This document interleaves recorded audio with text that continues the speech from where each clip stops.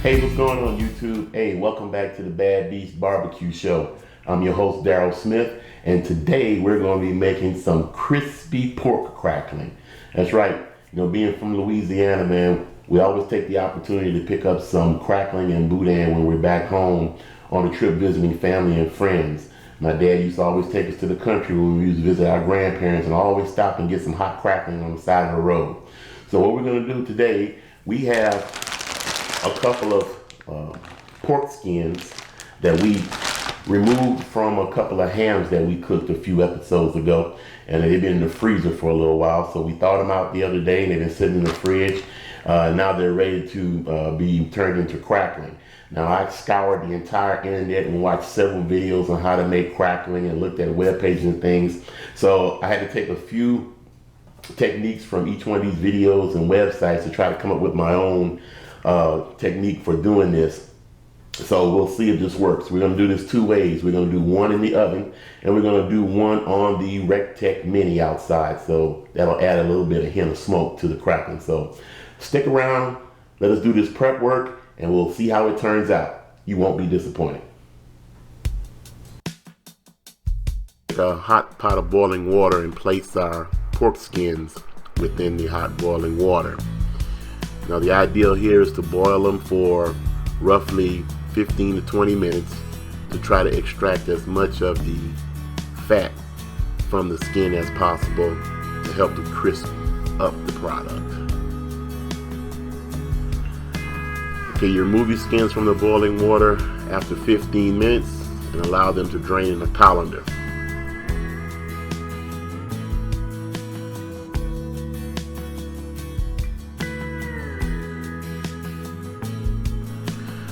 Place the skins on some paper towel on a tray and pat dry as much as possible.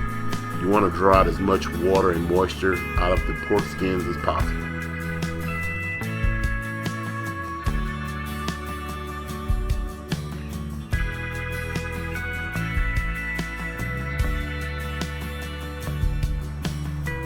Next, you want to take a very sharp knife and cross-hatch the skin of your pork.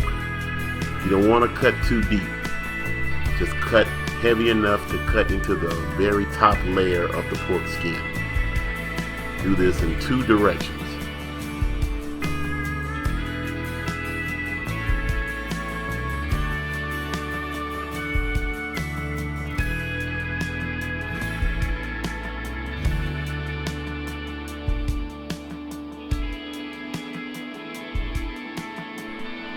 Next, take your favorite seasoning. We're going to be using our 5-0 rub, and season the bottom of your pork rinds. Make sure to put a liberal coating on the base. Next, flip the skin over and put a light coat of olive oil on the skin. You don't want too much, so dab any excess off of the skin and take your hand and lightly massage the top of your pork skin. Next, liberally season your pork skin with a simple combination of salt and pepper. This will add some flavor to your crackling. Place the pork skin in an oven that has been preheated to 450 degrees. We're doing it both in the oven and on our RT Mini.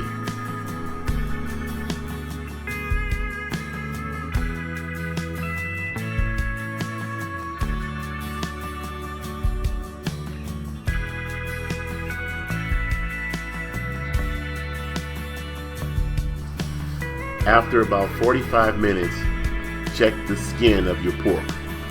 It should be blistered and bubbly.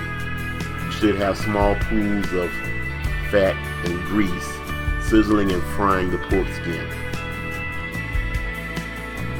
Once you're sure that your pork skin is sizzling and bubbling, lower the temperature on the oven and the smoker to 300 or 350 degrees for the next 45 minutes to an hour and a half.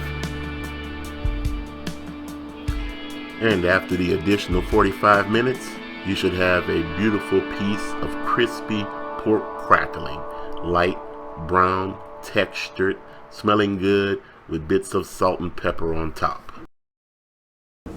Okay guys, that's it. And here is the results of our cook. Okay, so this one here, the lighter one, is done in the oven, okay? And this one here is a little darker, and this was done on the Recteq smoker. You can tell that the smoke darkened the crackling here a little bit. They both smell fabulous, okay? And we'll give you a little sound here. Yep. Yeah, that crackling sounds real good. Okay, so now we're gonna go ahead and cut these, and we're gonna have a taste test, and then we should be done.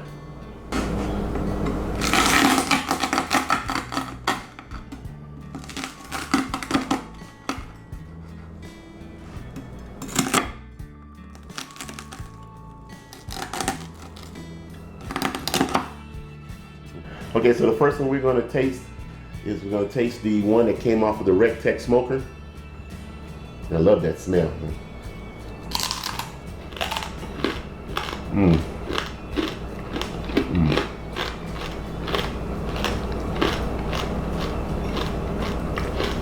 Now this is some fantastic crackling. A little bit different is I would put a little bit more salt and pepper on the top side of it in order to give it a little bit more flavor, and I would protect the bottom side a little bit from the heat with a little foil because it's a little darker than I would like it. But other than that, it came out fantastic. Okay, here's the crackling that came out of the oven.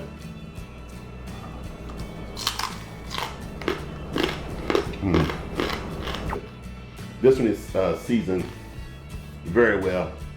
I guess I seasoned this one going into the oven a little bit more than I seasoned the one going into the Recteq smoker. But all in all, a fabulous cook. The research I did on the internet paid off. So if you want a fantastic crackling, follow this recipe and you can't go wrong. You can do it in your smoker. You can do it in your oven. And like I say, the Recteq did a fantastic job, and so did the oven. So, well, that's all we have time for tonight. Like we always say, where there's smoke, there's fire. And if it's fire, then damn it, there just might be a barbecue there. See you around the smoker.